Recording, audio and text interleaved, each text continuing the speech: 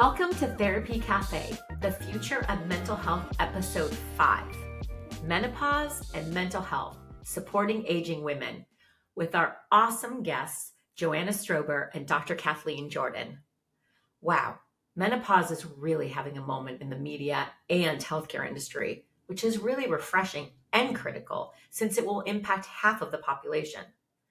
The more we mental health practitioners know about the changes that menopause and perimenopause bring to our mental health, the better equipped we are at delivering effective care. In this episode, our guests, Joanna Strober and Dr. Kathleen Jordan, will discuss the importance of recognizing the influence hormone changes in midlife have on one's health, and we'll explore strategies and evidence-based effective interventions. Let's meet our guests. Joanna Strober has spent her career building businesses that unlock the potential of women and their families. She is Midi's CEO and co-founder, the only virtual care platform for women over 40 created by specialists in perimenopause, menopause, and more. And it's covered by insurance. Prior to Midi, Joanna founded Corbo Health, a digital therapeutic for childhood obesity that she grew to serve tens of thousands of adolescents worldwide. Joanna is also the co-author of Getting to 50-50, a best-selling book written to help parents thrive in the workforce after having children. Dr. Kathleen Jordan is an internist and chief medical officer at Midi Health. She graduated from Stanford University and earned her medical degree from UCLA's Dr. Geffen School of Medicine. Dr. Jordan completed her residency at Case Western Reserve University. She has extensive experience in traditional healthcare, including running a private practice in San Francisco and holding leadership roles in hospital systems and women's healthcare. At Midi Health, she leads a team focused on enhancing women's health at midlife and beyond using evidence-based strategies. At the end of the podcast, we'll provide information about how you can obtain continuing education for this course. Also, ensure you never miss an episode by hitting the subscribe button. Here's my conversation with Joanna and Dr. Jordan. I'm so excited for today's conversation because it's so near and dear to my heart. And when we talk about menopause and mental health, there are truly, truly no better people on the planet that we could talk to than Joanna Strober and Dr. Kathleen Jordan. So first of all, welcome, both of you. Thank you so much for taking the time out of your busy lives to be on our show. Oh, thank you for having us. This is great. We've been looking forward to this. Mm-hmm. So when we started thinking about topics for this new series, I immediately was like, menopause, mental health. We have to talk about it because it's like a brand new area that I can relate to someone in my 50s. And I feel like we haven't had a voice or representation in this whole space for so long. So I kind of just want to start with like, tell me a little bit about what was the inception? How did you get here? Why did you get here? And one of you can go first. I don't really care which one. Go, Joanna. During COVID, I had a little free time and I started talking to all my friends about their, basically, what was going on with them. Why were we not sleeping? Why was sex so painful? Why were we having anxiety attacks? Why were our bodies feeling so different? And we learned that everyone was really going through the same thing. They were having all these issues that were actually derailing them in their marriages, in their relationships with their families, at work, and that no one was talking about it. And it was very taboo to even have the discussion. And so what we realized is that someone needed to start a company to bring this topic out in the open and to really open the discussion and say, look, there's all these things that we're going through and we need help, and really offer the best possible help to women. You make that sound so simple, but that's amazing. That is amazing that you took a real life experience that you could relate to. You saw something thematic about it. Like all these people were feeling the same way, but yet somehow the entrepreneurial in Joanna is like, hey, we need to start a company. It's like you took it to the next level because somehow you just knew if I have this experience and the people around me have it, there has to be a whole bunch of people that have it too, which is 57 million women, Marjorie. I mean, it's a lot of women in this age category who are not getting help. Amazing. Amazing. Yeah, I think the hard part was actually knowing where to start and sort of limiting ourselves one thing at a time, because what women go through in menopause, the hormone changes affect everything. We knew from the beginning it was really intertwined inextricably. Oh, I said that from from heart health and cardiovascular events as well as breast health. So we knew we had to take that on, but it also affects our moods. It affects our metabolism. It affects our skin. It affects everything. And really just how to begin tackling it all was really one of the big challenges that's been fun to take on. And proud to say we've developed a whole team that really looks at it holistically.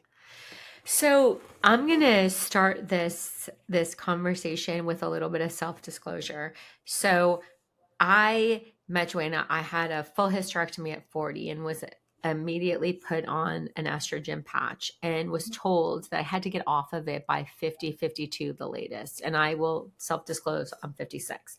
So I had no issues. All of a sudden, all these issues that I had, migraines, all kinds of things pre this hysterectomy that wasn't expected, everything went away. And all of a sudden I never had headaches anymore. And all like life was great, but I had to go off this patch. So I slowly what do you call it? That hormone HRT, replacement therapy, HRT. Okay. Mm-hmm. So I slowly started cutting it down. I'm saying this for other people to kind of hear my story.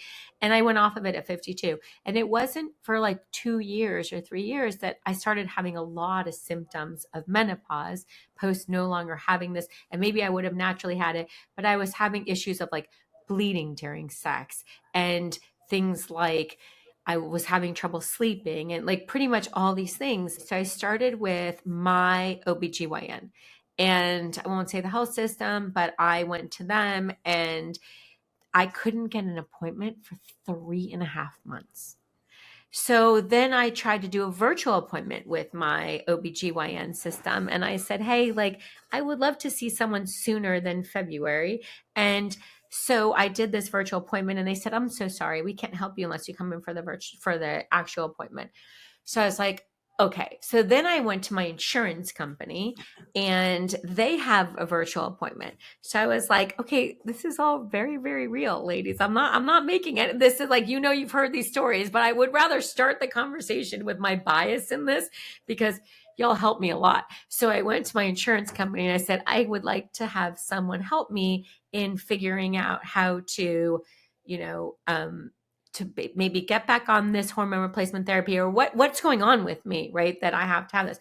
So they said, I got a virtual appointment, now my second one, and I waited a week and I had to let, all the things you do. And I get on the appointment and they said, oh, we're really sorry. We can't help you. You need to have you have to go through this and that. And then I went to Midi and I thought this is going to be so hard. And I got an appointment on a Sunday. I work all the time. I got an appointment on a Sunday from this amazing person who was just like, let me hear what's going on. Let me take an intake.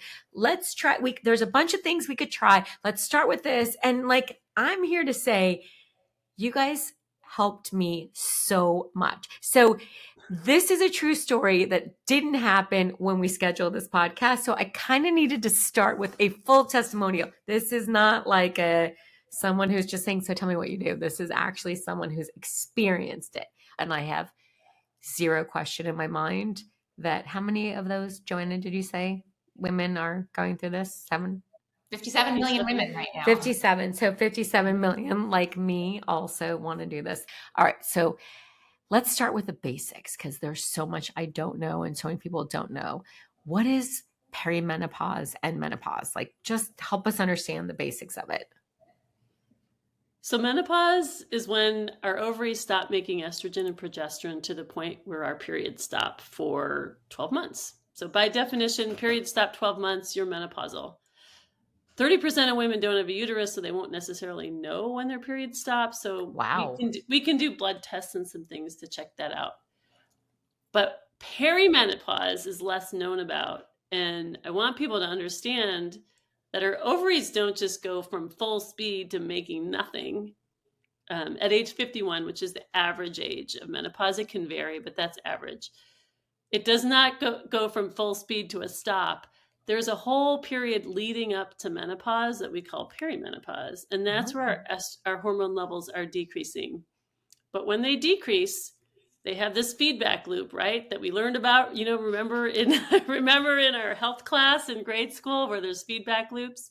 So then we get a burst of stimulating hormone. So in perimenopause, we have what we like to call the roller coaster of hormones. So our levels dip, and then we get a feedback, and then we bump them up, and then we get this roller coaster. And perimenopause for some women is actually even more symptomatic and more frustrating than menopause for Wow. many. So is there like an average age where perimenopause happens?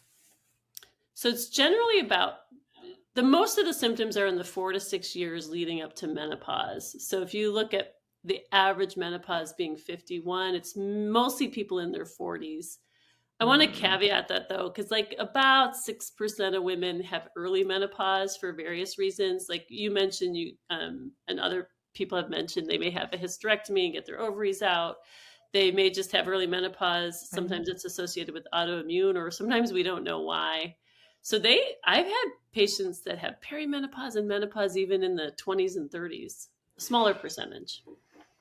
Wow. So when you say 12, I'm just like, I don't even understand all this stuff. So I also want to know, when you say 12 months of no period, is that what constitutes the difference between perimenopause and menopause is you actually made it a whole year of no period at all. Now you've crossed that bridge over to menopause. Yes. The typical pattern will be that you have your normal periods in your fertile years, and then your periods might start to get closer together. That's a sign of changing hormones. Then you'll start to skip. So they'll get closer, then they get further apart, and then they just become erratic. And you may have one or two, they may be light, then you may have one really heavy one, but they get erratic for a little bit, and then they just stop. So once they've stopped for 12 months, they don't come back. And that's menopause.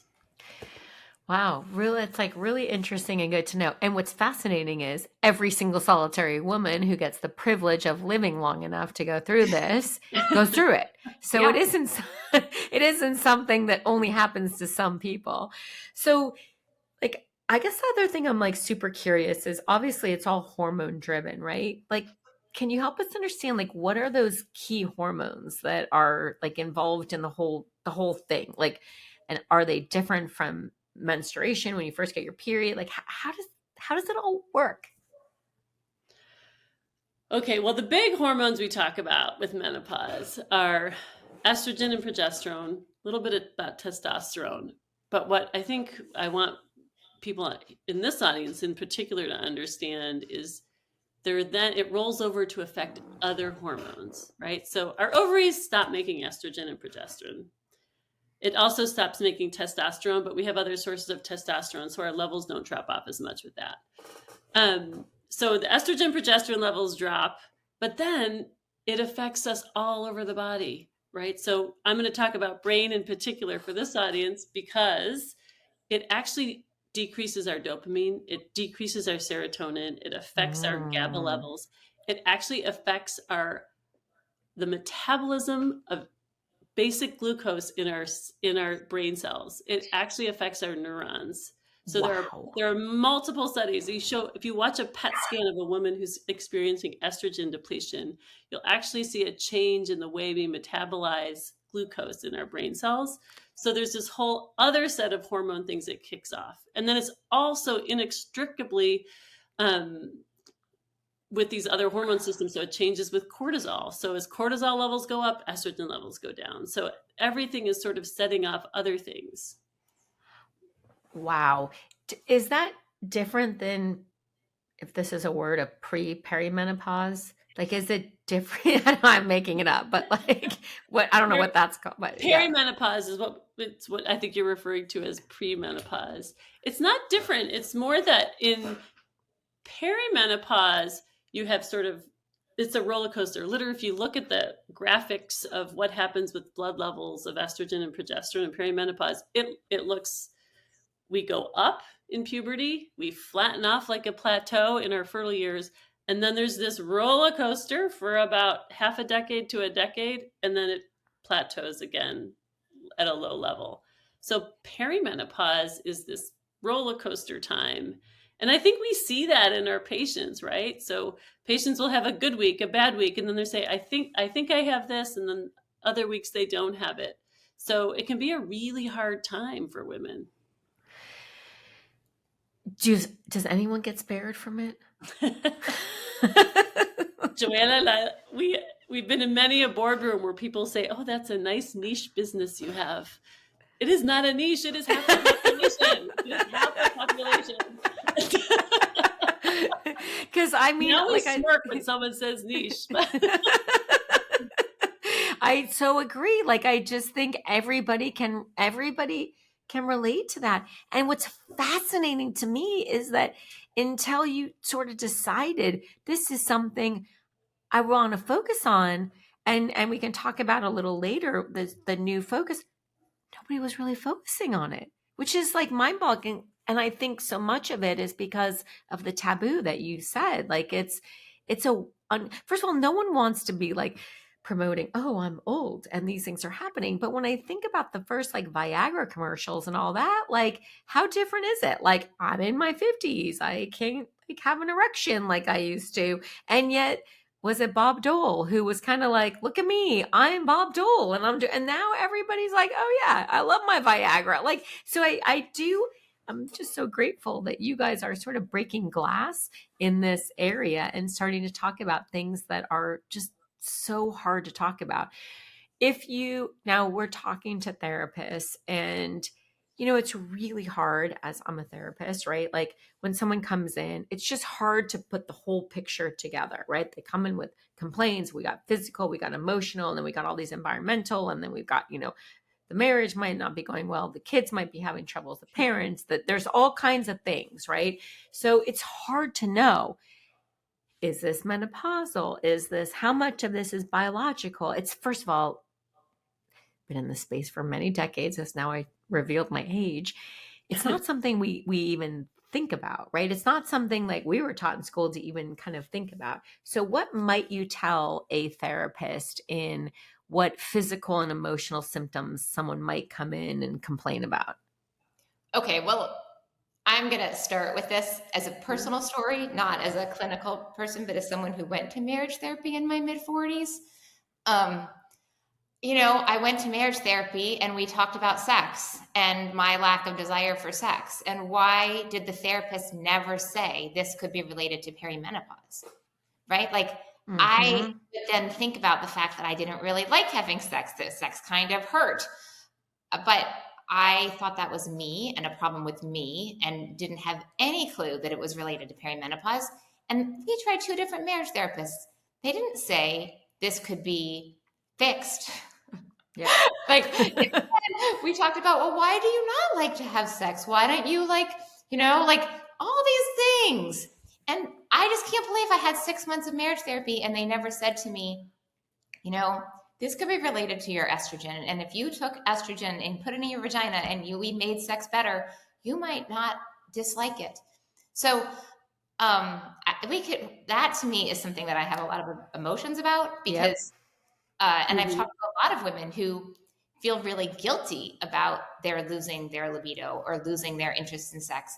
And a lot of it is because it hurts, but they don't feel comfortable saying that, because then what are they going to tell their husband, the therapist, that sex hurts and then it's hurt for their marriage? So I want to shout this from the trees that sex doesn't have to hurt. And if you are having trouble in your marriage because of sex, there are a lot of things that you can do without having to talk about sex, because it is actually a physical thing. And so I don't know, for me, that's one of the biggest ones. But then also, and we can talk more about this, but you start having anxiety. That's related to your marriage. It's also related to how you feel at work. You start having brain fog, which makes you kind of feel badly about yourself. And that comes into your self-esteem. And again, so it's all very interconnected. So I really think women in their 40s, when they start going to therapy, this is be the first thing that someone says. Right. Then you can deal with everything else. if you start with, let's get your hormones right, then we can take care of all the other things, instead of having all these discussions without really starting with some of the medical issues. Which is pretty revolutionary, because we don't ever think about hormones when someone first comes into therapy. We think about whatever the presenting problem is and we try to fix it. So how might one do that? Like, how does that work? Like, if you're a therapist, like, and how does someone check their hormones? So I think how we start is we actually screen for symptoms. I have so many women that come in, maybe not as forthright as Joanna, but they come in asking about, how can you help my libido? And we have to proactively ask them, do you have pain with sex? So most women do. We have it. We have a thing called vaginal atrophy, genitourinary syndrome of menopause. It's a real thing that most women have from menopause. Makes it hurt, makes it more dry. There are such simple solutions. So they come in talking generically about libido, but when we get into it, there's actually some organic contributors that are super easily fixed. So we generally will start with getting those things sort of resolved. Now, libido is very multifactorial, right? There's relationship issues. There's just longevity of the relationship can contribute, not to mention the quality of the relationship. But certainly we start with sort of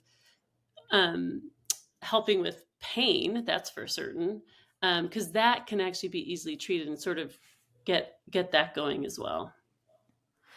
And then if a therapist is, let's just say we have a therapist come in and they start to see these things, are there, like, do you recommend sending them to their OB for screening? They go to Midi? Like, how does it, like, what, I know I would say just make it simple after I shared the story about what I did, but not all therapists like are, it's hard for us to know. Like, we kind of have to be a jack of all trades, but I am always defending my people. But, like, by the way, every hour someone comes in with a different problem. It's an eating disorder at 9, and it's ADHD at 10, and it's a marriage issue at 11, and it's complicated grief at 12. And I mean, and we have to be the jack of all trades. And now we're adding on, oh, and now you have to be an expert at knowing whether or not someone might be menopausal. So I'd love to, like if you had tips, like how does one know? Are there just, like, kind of, I know I hate black and white because I always say we live in the gray, but, like, are there black and white things to say, like, if you are 40, like kind of Joanna said, 40 to 51, if these are issues, like, do this, or in your 50s, you have to think about this. Is there any cheat sheet for us? Well, I mean, one of them is just age, right? If we look at average age of women, you can pretty much assume that anyone in their late 40s, 50s is going through hormonal changes. And I personally strongly believe that every woman should have a conversation with someone who is menopause trained. Yep.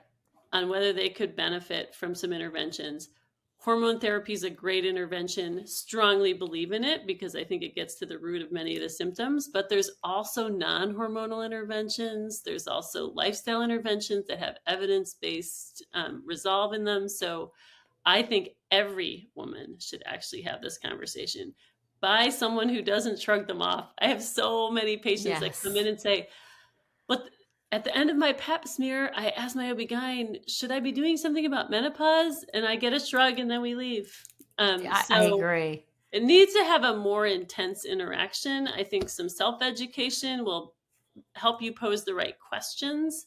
And it's really, you two shared your stories. I will share mine. I was a clinician and chief medical officer in a healthcare system, so had all the access in the world. And I could treat myself. I knew how to do it. But I kind of felt like, hey, I deserve a doctor too. So I went to get care and it was abysmal. I actually ended up sending articles and guidelines to the person who saw me, who replied, oh, I know menopause isn't my thing. So it's really hard to get, great care, which is why we created Midi. And we are very committed to access. So this is why we take insurance. We want to help meet women's needs. And we don't do it in a vacuum. People still need their OB-GYN. They Right. still need pap smears. They still need mammograms. They still need in-person care. But what we offer is something different. It's a heavily consultative visit where Right. we educate you about the symptoms, we educate you about possible solutions, and really work with you to help you feel better. I So- do think, sorry. No, go No, ahead. we're going to say go. Mhm. I know that there's a local marriage therapist that refers all of her patients to us. And I talked recently to one of her clients who's also one of our Midi patients. And she said that what her doctor told her was that she would benefit from therapy, but they should eliminate the hormonal issues first. Wow. Cutting edge there. Yeah. But she basically, I've been told that she sends all of her patients and says, we'll work on your sex life and we'll work on your relationship. But, if we start by helping you with your hormones, it'll be a lot easier, which I thought was really interesting. So I'm going to back up for just a minute. I would love to learn about hormone replacement therapy. Help us understand, what is it? What is it not? How does it work? Any kind of intel that you have to kind of help us understand what are the options out there? And when you say I got help and this helped, what does that kind of look like? Yeah, it's a great question. Well, traditional hormone replacement therapy is some form of estrogen plus minus progesterone. So the estrogen depletion is driving a lot of our symptoms. So we typically want to give estrogen and we titrate the dose based on how much you might need driven by symptoms. You can take it via pill. You can take it with a gel that's put on the skin and you absorb it, goes into your bloodstream. You can take it in a patch. Progesterone is the second hormone, and we need it to sort of protect our uterus. So you will see some women on hormone replacement therapy that don't take progesterone, and that's largely because they don't have a uterus. So it actually helps manage the uterine lining and prevent uterine cancer. Because if you took estrogen all the time without progesterone, your uterine lining would build up. So estrogen and progesterone are sort of the core, and then testosterone sometimes, but for generally limited reasons. So this is probably a very naive question. Why do 30% of people not have a uterus? Is it because they've had it removed, surgically removed? They've had it surgically removed. Wow, it's that high. Yeah, it's that high. By the time you reach 60, so maybe not. Wow, interesting. Mm-hmm. Yeah. And so, by the way, more accolades to what you guys are doing if clearly 30% of people are going in and having something surgical happen. It's very real. That's a big number to have people have issues to have something removed, which is, I think, just more validation that this stuff it's real. Well, and that's a moving number, right? So I think we're gearing towards less surgery for women and removing organs. But on the other hand, we have more people getting genetic testing. So what some women don't know is if you are BRCA positive, the gene responsible for breast cancer, you're actually at risk for ovarian cancer. So we have more women getting tested for BRCA that then end up getting their ovaries out at an earlier age, and then they go into early menopause. So we see a lot of those women as well, because early menopause is actually associated with a shortened lifespan. It actually takes 3 years off your expected lifespan. So we really feel strongly on those women going through early menopause that they get on therapy. Kathleen, I'm just so curious, because you're so knowledgeable in this, what was it? Did you, you didn't go into med school, for this area of expertise, right? Did you just kind of find that there was a missing piece? What was it in you that said, I gotta double down in this area? Anyone, and I'm sure everyone on this podcast knows, if you are a clinician, people ask you questions. Right. I was entering midlife. I'm an internist, so by nature, sort of holistic. You look at the whole person. Yep. And just more and more women, more and more friends, sisters, colleagues asking the questions, and I would deep dive into what the evidence is. And then really kind of frustrated because it really wasn't what I was seeing practiced in the community. And I think people get upset with their OB-GYN or their internist for not knowing, but we have this explosion of knowledge happening, right? So if you're an internist, you're seeing someone having heart attacks and cancers and GI issues and autoimmune diseases. It's very hard to stay up on everything, which is really why I began to focus on menopause, which was an area where not many people were focused.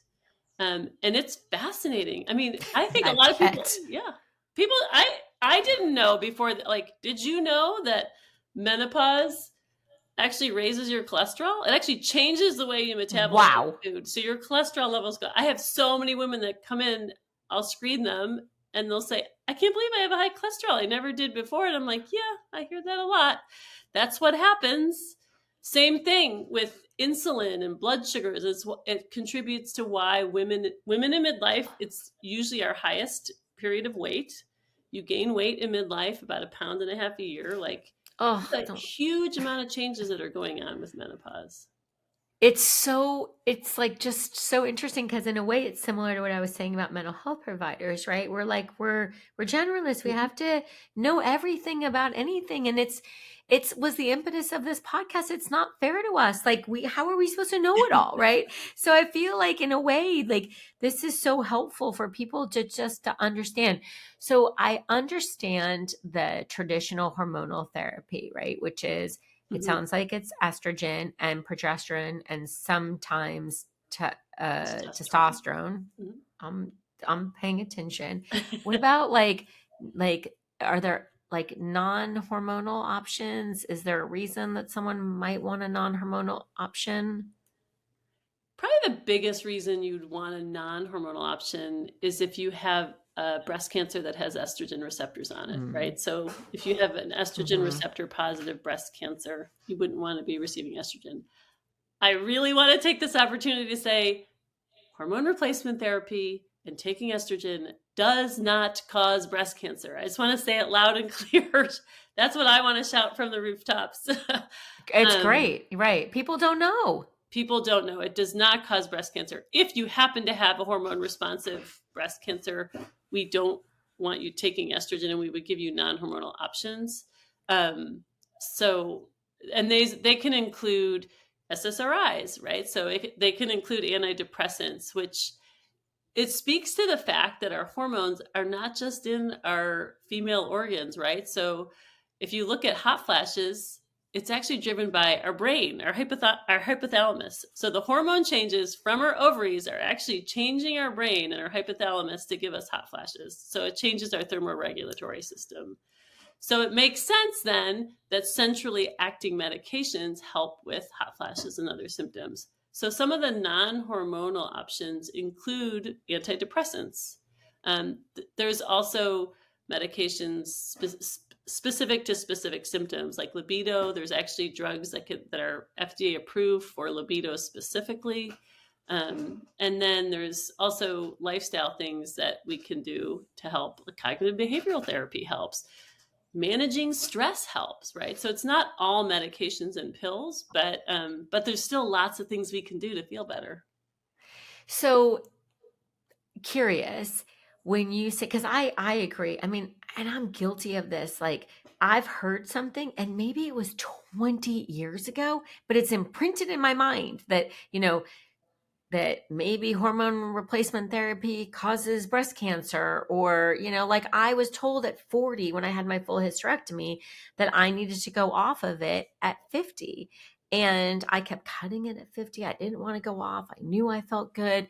But, then I started Googling it, and it was like based off of like one study that was like really just the only one that turns out wasn't all that great. So why is it that people have these? What can you help us understand the misconceptions? Well, that's a very common misconception that you have to come off at, well, it's usually 60. Most people say 60, or some people say after 10 years. And it does stem from assumptions that were made from the WHI study, which was a massive study around the change of the century, around 2000.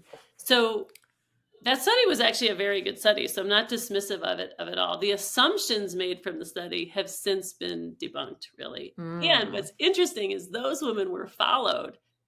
There was a 2010 study, a 2020 study that actually showed no increased mortality from breast cancer. even though there was one arm that had initially a higher rate, but it was felt to be due to the progesterone we don't use anymore, actually, for hormone replacement therapy, and it was dose related, and then it did not affect mortality. So there were some confounding variables there.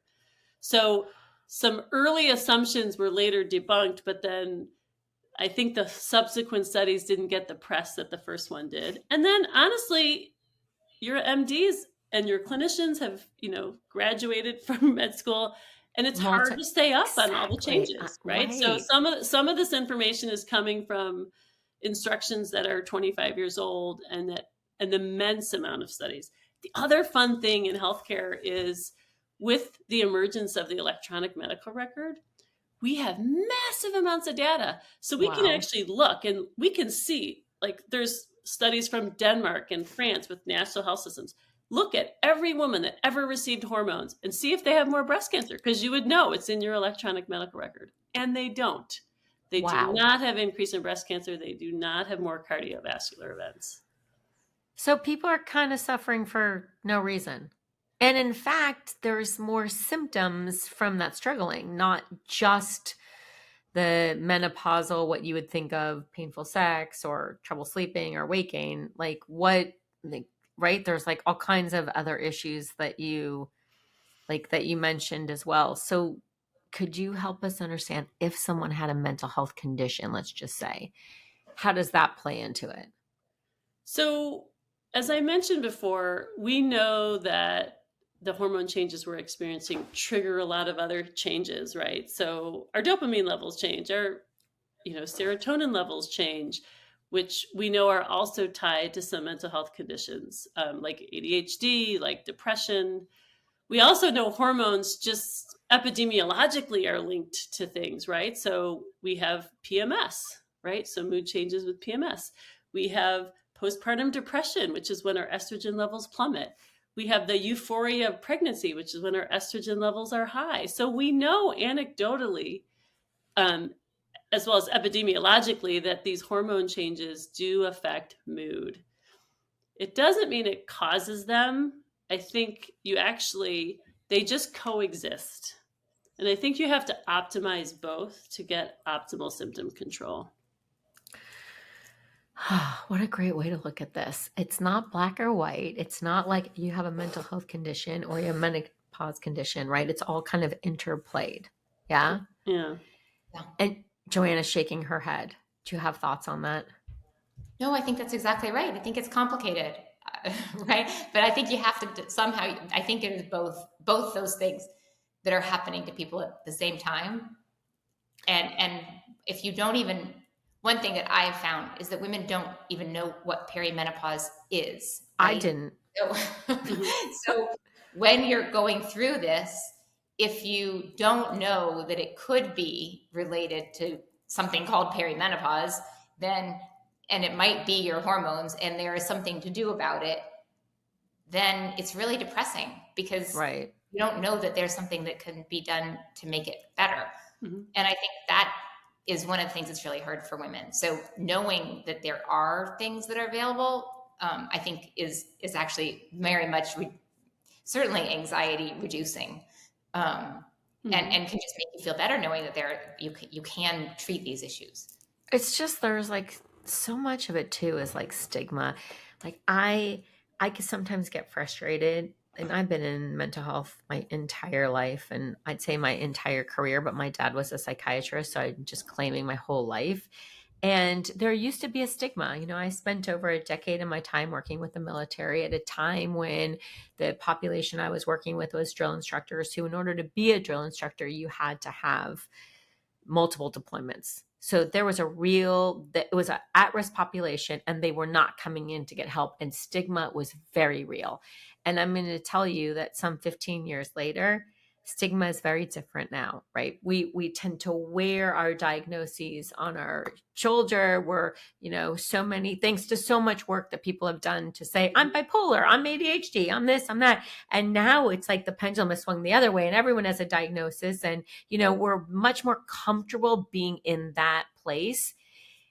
That has not happened yet for menopause. It is like it's embarrassing. I don't want to talk about it. Nobody wants to get older. It's not like people are like, I can't wait until I'm 65. Maybe they want to retire. I don't know, maybe. But like for the most part, we're all chasing that, that fountain of youth type of thing and feeling like we want to be younger.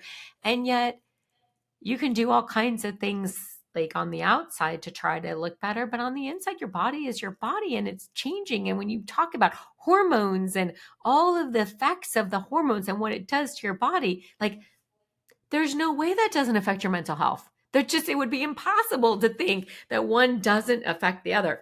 So I feel like that is the most like important factor for therapists to know, is that this is a very, very true thing that every woman is going to go through no matter what. And everyone will go through it differently, just as every girl gets her period differently.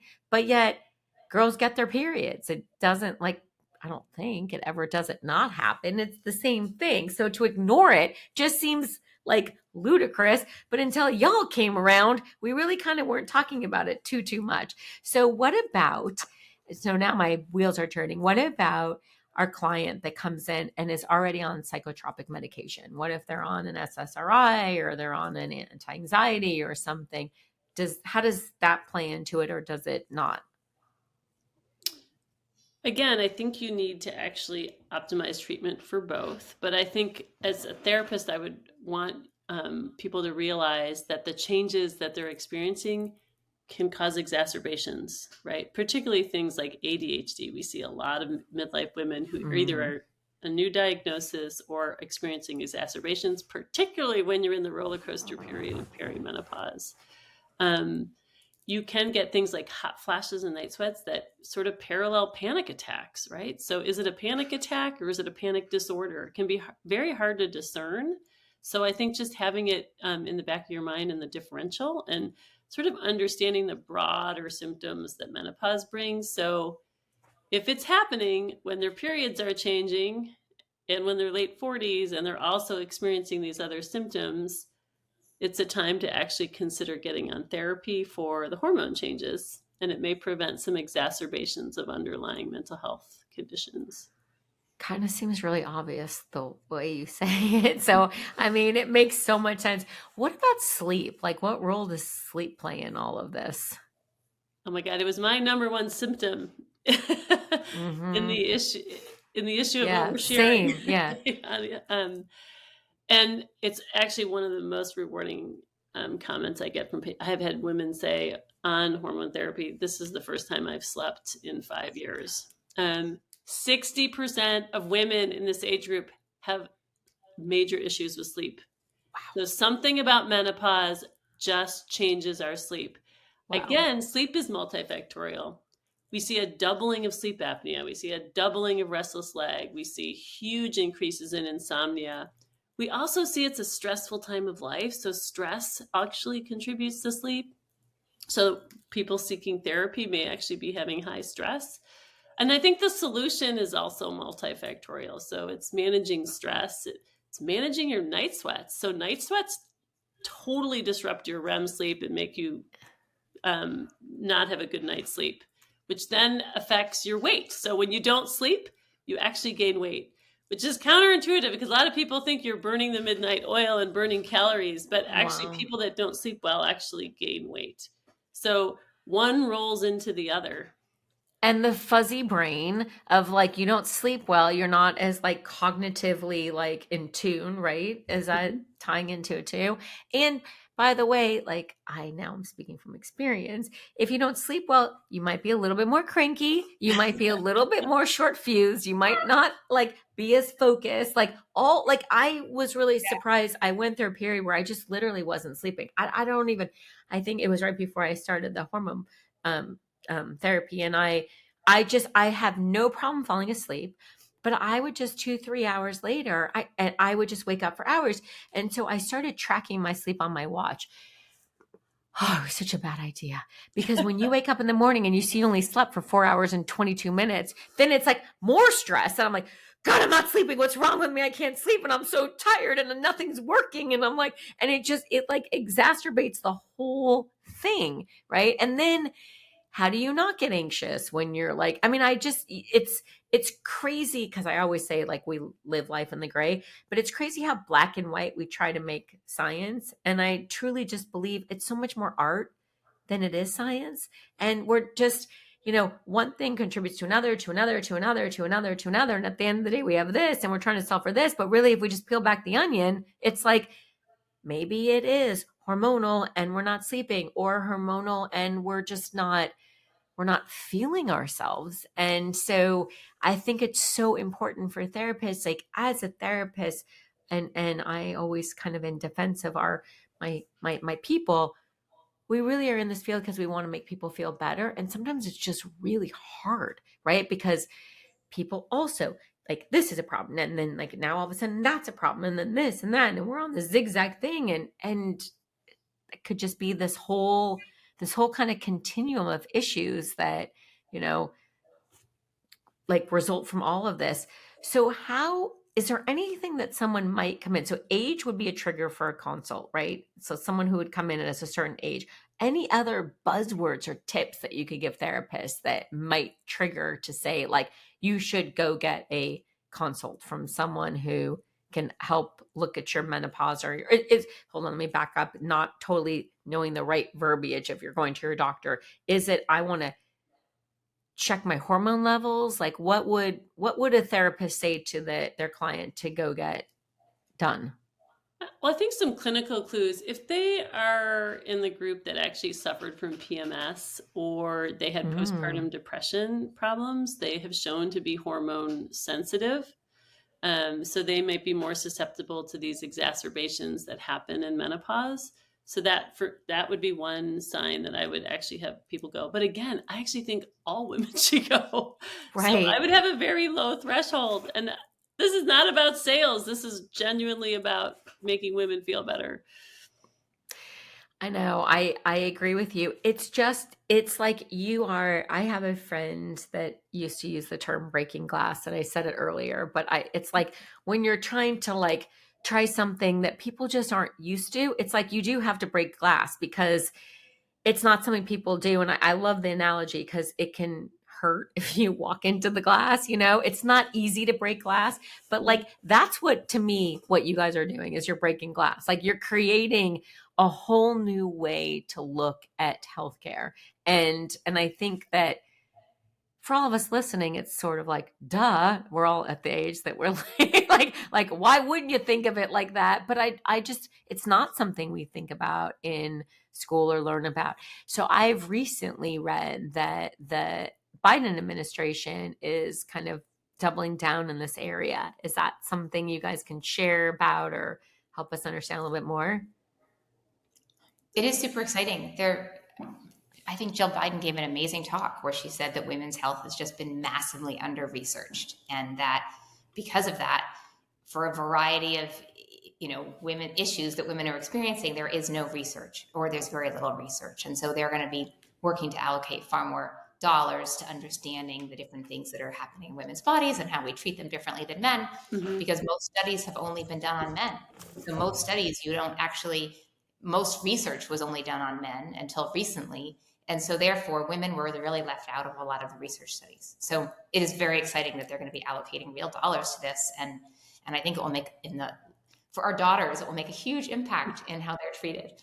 It's amazing.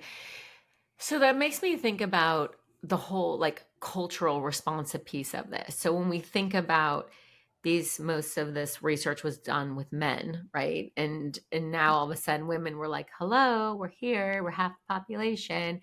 What about like digging down onto like different cultural groups? Is it different if you're African American or Latino or rural or urban or of larger size, struggle with weight and obesity versus thinner? Like, are there all kinds gender, like not gender, like in just whether your sexual preference, like does any of that play into this?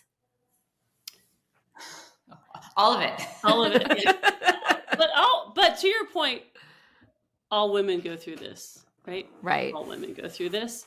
There can be change in the onset. So African-American women may get earlier onset. There can be a change some might experience more hair changes, skin changes, right? So our skin pigment changes actually in response to estrogen, right? So if you're of Asian descent with darker skin, you may actually get more age spots or changes there. So there's definitely different ways it presents, I would say, but it is universal that everyone goes through it. There is really good research, though, Marjorie, on the differences in cultures in particular. Some cultures are more likely to seek care, while other cultures are probably more likely to just tough it out and are told that it's just more normal and they should be less aggressive in seeking care. There was a study that just came out that's saying that women of color were offered less hormones.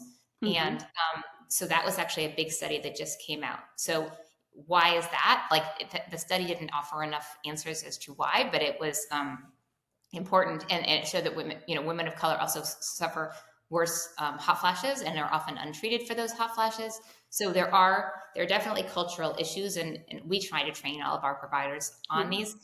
But one thing that has happened is there's a lot of research that shows what the issues are, but there's not enough research into how to fix the differences. And so I'm hopeful that we'll be able to allocate over time more research dollars to that, and also that we'll be able to contribute our data to that.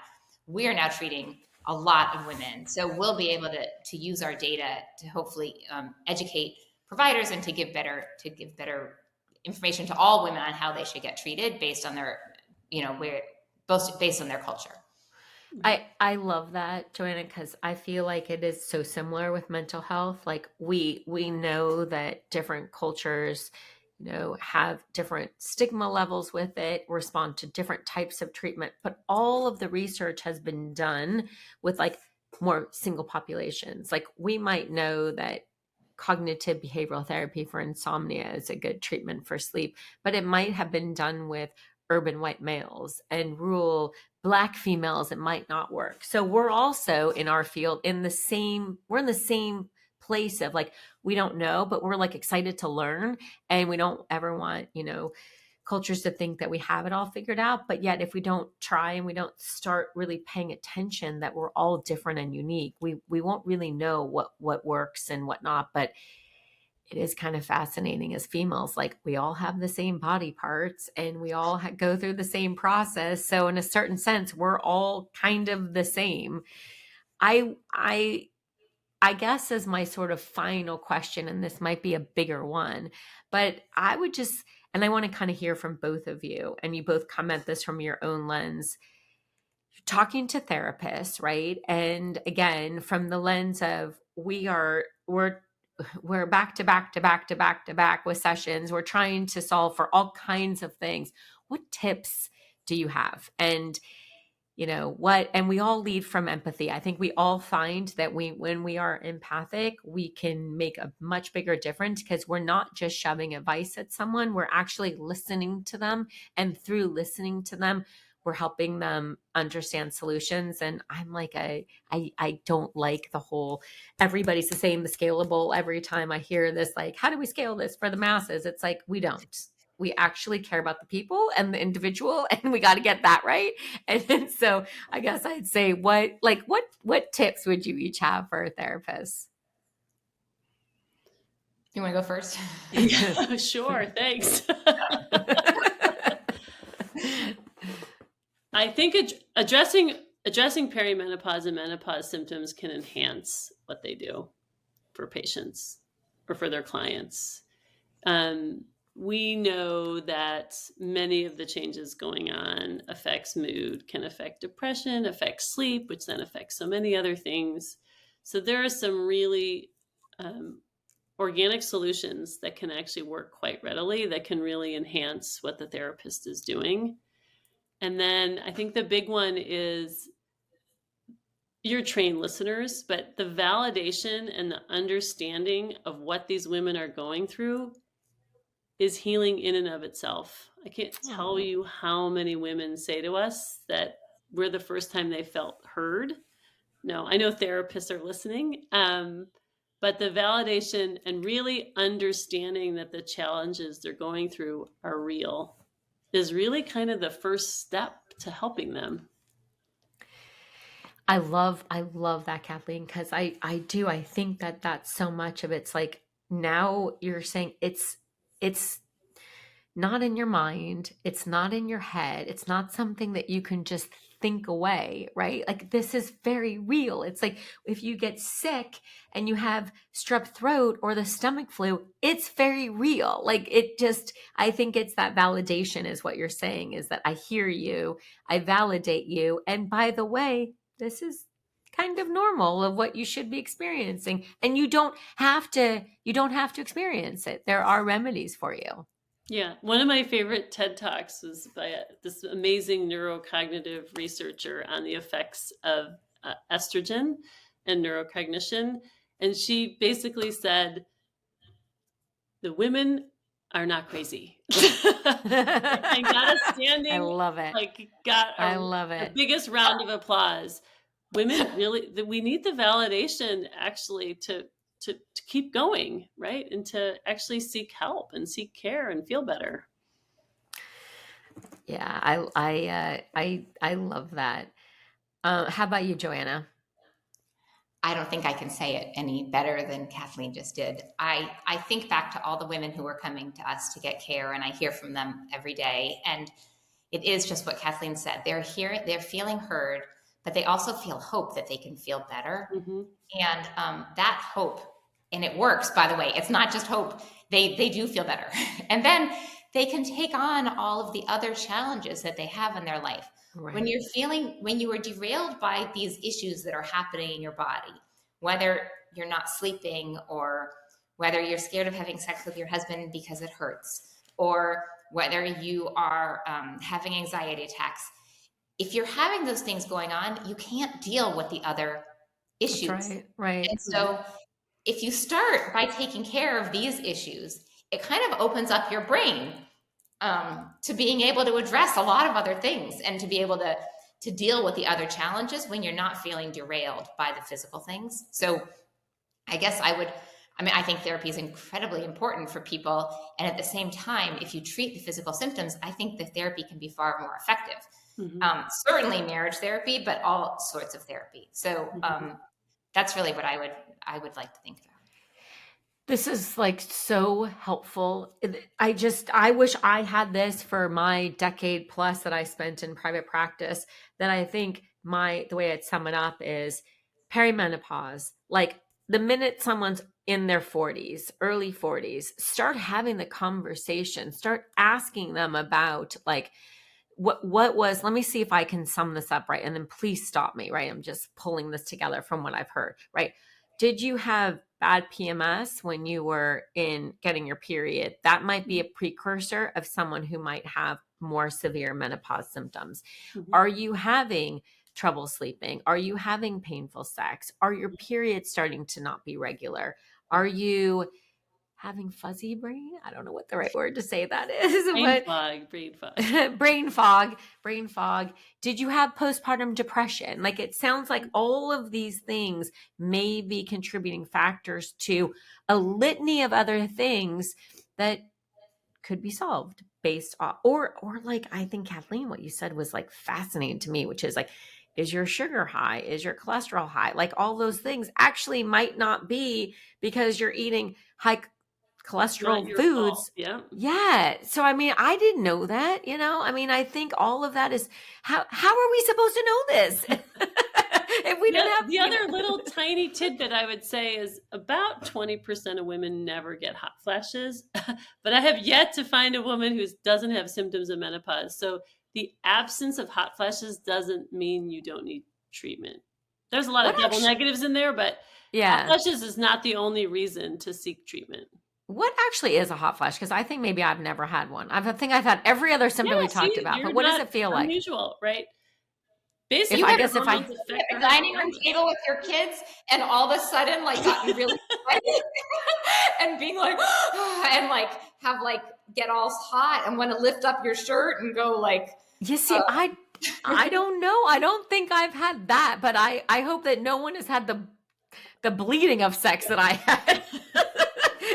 Not to get too personal on here, but yeah, I mean, there were good fixes for that. So yes, I and it know. can be topical. Yeah, that's great. Thanks to my Midi, my help from Midi. I mean, literally, no joke. I don't have that anymore. But I didn't. To your point, I didn't have hot flashes. Right. I haven't had that, and because I was put into, like, and maybe I didn't know 30% of us are like that. I didn't know when I went in for hysterectomy that they were going to take my ovaries. They said that they were polycystic, so they were damaged. I'd already had my kids, so they took them out at the same time. So I went on the patch, hormone replacement therapy, to get technical here. I've always just called it the patch. Didn't really have any issues until later in my 50s, right? So it does sound like we all get to menopause, but we get there differently at different times, in different ways, at different paces, but it doesn't negate the experience that we all have it. And I think if I were to kind of sum it up, is no one should have to suffer. Like, if you were having bad headaches, we would prescribe something to help you with your headaches. If you're having severe depression, we're going to prescribe you something for your depression. If we're having hard time focusing consistently, you're going to get something for your ADHD. If you can't have an erection, we're going to prescribe you something for that. But like, we're just women, and we're going to grin and bear it, and we're just going to just suffer through it. And it's so dumb. So I want y'all to break No more. no more, because like, society needs the 50% of us, because we're like, I'm not going to say we're the better half, but we're like a really important half. We need that niche to work. That niche, that kills me. Okay, so before we close, I have to say, Joanna, she's amazing, and she's got like a whole LinkedIn following now, and she has a shirt that she wears. Do you have multiple of these shirts, or do you just have one? You have multiple No, I ones? have multiple. Tell us about your shirt. It's the best ever. I think you should sell them. Kathleen has one too. We should have worn it. We should have. Menopause is hot. Menopause is hot. Menopause is hot. I love it. Have you had any experiences where random people have come up to you when you're wearing that shirt? Actually, it's just so beautiful. I wear it in downtown in my local area, and like, all the women, they all want to talk, right? Like, no one has had it. It gives them a way to talk. And I go into the supermarket, and they'll laugh, and they go, "It was hot for me," or something like that. Or like, the other day, I went into a sewing shop, and she's like, "Oh, I wasn't allowed to talk about that." It was an older lady. Like, everywhere I go, when I'm wearing the shirt, people want to talk. It's really, it's a really great conversation starter. It's the same exact thing as how we started this about COVID, where it's just like, you open up a forum and you make it okay, and then everybody feels okay talking about it. And I think that's what we're asking therapists to do too, is create a space to make it okay for people to talk and not feel shameful and not feel embarrassed. Yeah. And it's okay. And it's, just in the realm of everything else. So I thank you, both you ladies, and your organization, and everything that you do. How might somebody who is interested in learning more, or recommending someone, or wants to follow you, how can they find you guys? So you just have to go to our website. It's joinmidi.com, JOINMIDI. And there's no app. Everything is on the web. So it's very easy. And we have a lot of also really good articles on there in the blog about all the different symptoms of menopause and the different treatments of menopause. So we have a lot of information there on how women can best get taken care of. Yeah, and if you sign up as a patient, we invite you always to our webinars to get more information. Our commitment is to help you do what you do and really bring education to the community as well. And actually, if you follow us on Instagram, Kathleen does a whole lot of webinars or Instagram live discussions there. So we have ones coming up on weight loss medications and how they can be good for menopausal women. We have one coming up on sleep, but every month we have a lot of Instagram lives where it's just about education and teaching women about different things that are part of the menopausal journey. I love it. I'm going to join, and I want Psych Hub will do what we can do to promote that too, because so much of what we aim to do at Psych Hub is really empowering, everybody to become more educated about mental health literacy, and evidence-based practice, and all these things. And again, I go back to feeling, if I sound defensive about mental health practitioners, is like I was out of school 25 years ago. Like it's hard to be kept up in everything, and things change so fast, and we see all kinds of different things. So it means so much to us that you took the time out of your busy day to educate us about, now I won't just say menopause, because perimenopause sounds like that actually might even be more critical. And by the way, I'm getting the sense if you catch people earlier, maybe they're going to have an earlier time in menopause. So thank you for that. Was like I learned so much in this, and but I really, really appreciate your time, and I know that all of our listeners have learned a lot, and hopefully, as you guys learn more, that you'll continue to let us know, and we can continue to share those great nuggets. So thank you for breaking glass, the theme of this one. Yeah, thank you for hosting this. I do think education is the very first step to everybody feeling better. So this has been super important for us.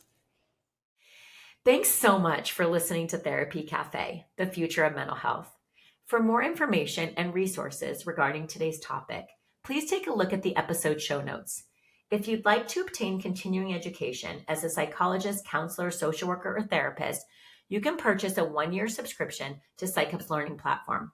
Once you're signed up, you'll have access to earn CEs for this and every Therapy Café episode.